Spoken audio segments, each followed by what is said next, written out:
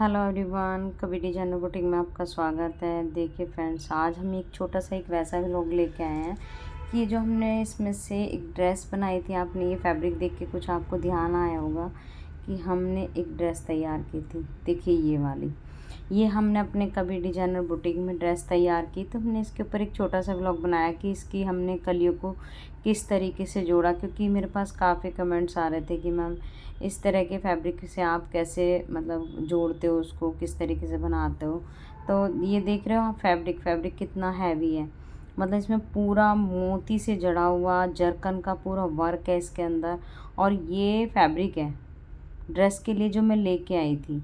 Actually मैं real में बताऊँ तो इस तरह की जो ड्रेस बनती हैं, ये वाली जैसे आप देख रहे हो, इस तरह की ड्रेस मोस्टली कस्टमाइज ड्रेस बनती हैं और हैंड एम्ब्रॉयडरी से बनती हैं। हैंड एम्ब्रॉयडरी के हिसाब से जैसे जैसे कलियाँ कटिंग होती हैं, उसी के हिसाब से उसको वर्क किया जाता है। और जहाँ पे सिलाई लगती है वहाँ पे वो खाली जोड़ा जाता है। मतलब पूरा बाकायदा हिसाब पहले निकाल के कली को हैंड एम्ब्रॉयडरी किया जाता है। बट हमने ये फैब्रिक से बनाया है, तो फैब्रिक से कैसे बनाया ये आज हम आपको इस व्लॉग में दिखाएंगे। सबसे पहले हमने जो ये फैब्रिक था इसको 5 मीटर ये फैब्रिक है, और 5 मीटर फैब्रिक के हिसाब से मैं लेके आई थी इस ड्रेस का हिसाब बना के। तो ये पहले हम इसको ड्राइंग कर रहे हैं कि इसको कैसे कैसे बनाना है। तो ये पूरा क्राफ्ट्समैन के साथ में डिस्कशन चल रहा है। ये डिजाइनिंग जो देख रहे हो आप साइड में, ये ब्लाउज कुछ इस तरीके ही की हमारी कोशिश थी। और ये ड्रेस हमने रेफरेंस के लिए चुनी थी कि इसी जैसी हमें ये ड्रेस बनानी है। क्राफ्ट्समैन के साथ काफ़ी डिस्कशन करने के बाद फिर ये ड्रेस बननी शुरू हुई।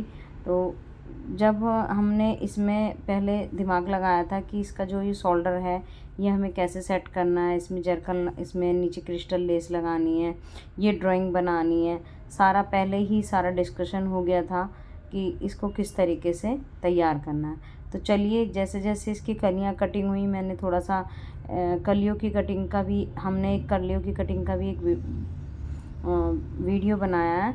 तो चलिए चलते हैं अपने ब्लॉग की तरफ। ये देखिए, ये मेरे क्राफ्ट्समैन ने अब इसकी कलियों को कटिंग कर लिया है। मतलब 5 मीटर फैब्रिक है तो 5 मीटर घेर के हिसाब से हमने कलियाँ कटिंग की। कलियाँ कम से कम हमने इसमें 10 कली ली थी, तो 10 कली के हिसाब से एक कली का हिसाब बना लिया था।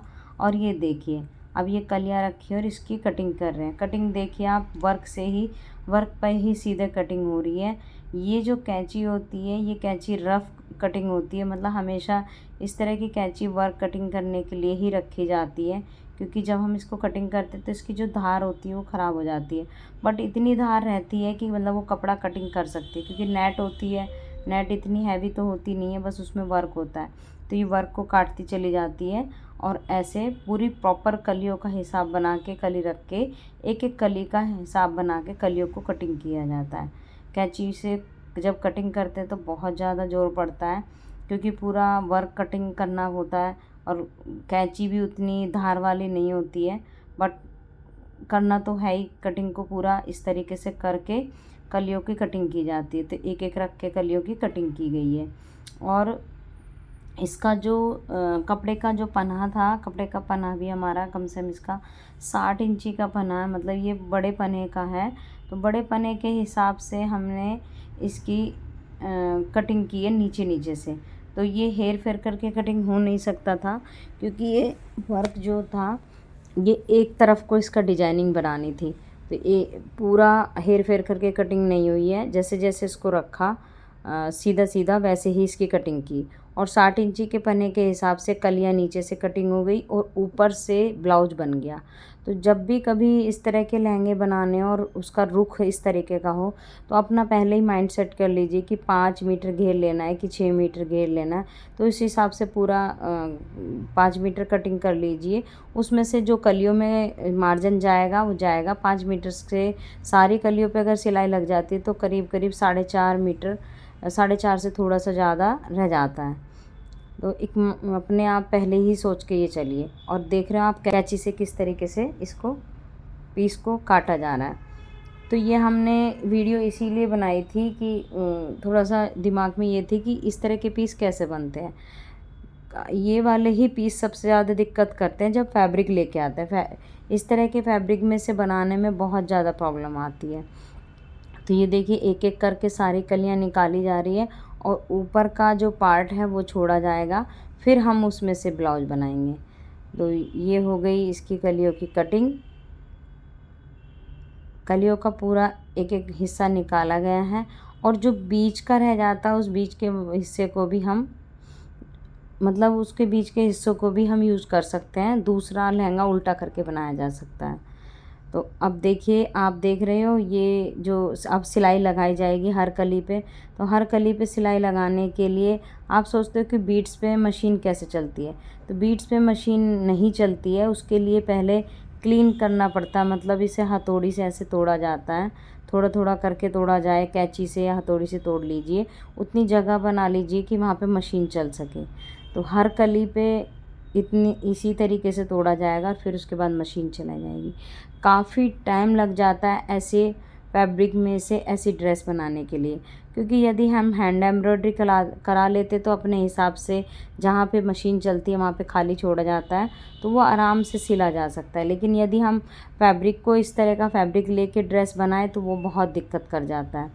तो जहाँ जहाँ सिलाई लगानी है वहाँ वहाँ सिलाई पे देखिए तोड़ना ही पड़ता है, तभी मशीन चलती है। और ये हो गई, अब सारी कलियों को जोड़ लिया और सारी कलियों को जोड़ने के बाद अब इसमें लाइनिंग को जोड़ा जा रहा है। सारी कलियां जुड़ गई, अब उसके बाद अब ऊपर की तरफ इसमें सिलाई लगाई जा रही है।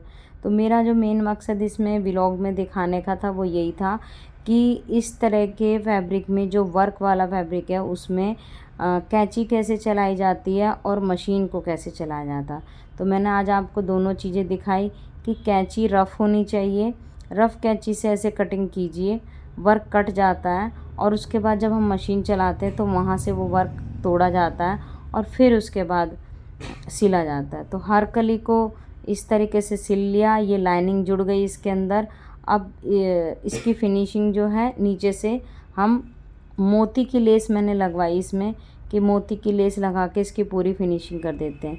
नीचे की तरफ इसमें कोई बॉर्डर वगैरह लगा के कोई फिनिशिंग नहीं की है, सिर्फ हमने मोती की लेस लगाई और इसकी फिनिशिंग कर दी।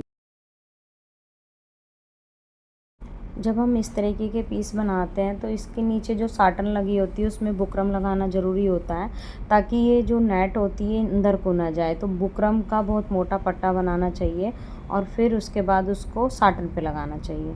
अब उसके बाद जब हमारी कॉटन की लेयर लगती है तो कॉटन की लेयर में हमें केन भी लगानी चाहिए, ताकि हमारा लहंगा बहुत अच्छे से उठ सके। केन लगा रहे हैं तो केन लगाने के लिए भी चलिए हम इसमें हमने केन का भी शूट किया था कि चलिए केन का भी आपको आइडिया हो जाएगा। केन इसमें बहुत हैवी लगती है, मतलब डबल करके केन को डबल कीजिए और डबल करने के बाद जब हम केन लगाते हैं, क्योंकि हैवी है तो इसको हमेशा हैवी वाले वर्क में हैवी ही केन लगाई जाती है, मोटी मोटी, और पतली केन बिल्कुल भी इसमें काम नहीं करेगी। और बॉक्स प्लेट की तरह इसे लगाया गया है। प्रेस नहीं करनी चाहिए केन पे यदि हम प्रेस कर लेते हैं तो वो फिर दब जाती है, जब दब जाएगी तो वो फिर उठेगी नहीं।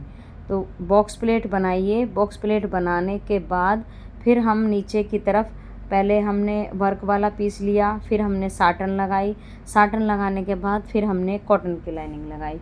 कॉटन की लाइनिंग ही पे ही केन लगाई जाएगी। तो ये इस तरीके से 3 लेयर का पीस बनाए ये। अब देखिए ये कॉटन वाला जो फैब्रिक जुड़ा है इसके अंदर, इसी में केन लगाइए। केन हमेशा कॉटन की लाइनिंग में लगानी चाहिए और पहले नेट लगती है, फिर साटन लगती है, फिर उसके बाद कॉटन लगती है। कॉटन लगाना वैसे भी ज़रूरी होता है, यदि चाहे हम केन भी ना लगाएं फिर भी हमें कॉटन की लाइनिंग लगानी चाहिए, क्योंकि यदि हम साटन ही लगा देते हैं ड्रेस में और कॉटन नहीं लगाते तो वो फिर बॉडी में चिपकता भी है। तो केन लगा देते हैं तो फिर उसके बाद यदि हमारा केन लगाने का भी मन करे तो फिर हम दोबारा बाद में भी ड्रेस तैयार होने के बाद यदि क्लाइंट बोलते हैं कि इसमें केन लगा दीजिए तो केन लगाना बहुत आसान हो जाता है। और यदि साटन लगा देते हैं तो साटन पे केन नहीं लग सकती है, तो साटन के नीचे कॉटन लगानी चाहिए और इस तरीके से हमारी केन उस पर कॉटन पे लगा के पूरी ड्रेस तैयार की जाती है। अब हम इसका ब्लाउज भी तैयार कर रहे थे। इसका जो ब्लाउज था, इसका ब्लाउज पहले बन चुका था उस टाइम इसकी वीडियो नहीं बनी थी। बट देखिए आप साइड में एक पिक्चर देखिए, इसकी जो कैप है, मेन इसकी केप थी जिसको हम सेट कर रहे थे। मतलब हमने काफ़ी, दोनों ने, मतलब मेरे जो क्राफ्ट्समैन और मैंने, दोनों ने बातचीत करके इसको पूरा पैटर्न तैयार किया।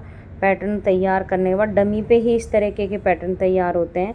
पीछे की तरफ जो इसमें डिज़ाइन है, ये वाला डिज़ाइन इसी तरीके से सेट करना था जैसे डमी में हम ड्राइंग करते हैं।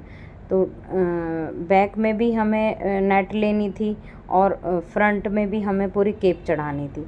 तो ये वाला पैटर्न जो है हम उस पर ड्राइंग करके देख रहे थे और आपस में दोनों क्राफ्ट्समैन और मैं दोनों डिस्कशन कर रहे थे कि हम इसे ऐसे करेंगे।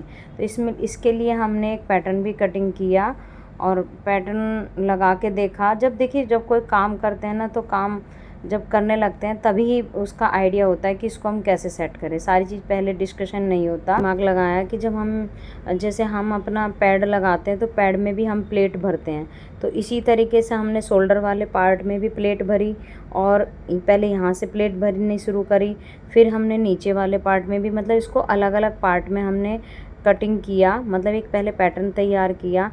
ये देखिए जैसे बीच में आप खांचा देख रहे हो, इस खांचे को हमने कटिंग किया, यहाँ से पहले हमने सेट कर लिया था, तो ये पॉइंट उठ गया था, तो ये शोल्डर पे सेट हो गया। फिर उसके बाद जितना हमें लेना है उतने पे हमने इसकी कटिंग की। कटिंग करने के बाद हमने इसके अलग अलग पैटर्न बनाए और अलग अलग पैटर्न को पहले हमने आपस में सिला, तब जाके ये हमारा एक केप तैयार हुई। तो केप तैयार हमने अलग अलग तरीके से ही कटिंग करके उसको आपस में सिला, आपस में सिल के ही हमने इसकी पूरी तरीके से केप तैयार करी और हमारी पूरी पॉइंट टू पॉइंट पूरा शोल्डर पे सेट हो गया। तो इस तरीके से हमारी ये ड्रेस पूरी तैयार हुई। तो आज का व्लॉग ये कैसा लगा आप ये भी बताना। थोड़ा थोड़ा सा हाईलाइट किया, पूरी तरीके से ड्रेस नहीं दिखाई, पर काफ़ी हद तक आपको आइडिया हो गया होगा कि ऐसे फैब्रिक में से किस तरीके से ड्रेस बनाई जाती है। तो यदि आपको ये व्लॉग पसंद आया हो तो आप हमारी वीडियो को लाइक कीजिए, शेयर कीजिए और यदि चैनल पर नए हो तो चैनल को सब्सक्राइब कीजिए और ज़्यादा से ज़्यादा इसे शेयर कीजिए। Thank you very much.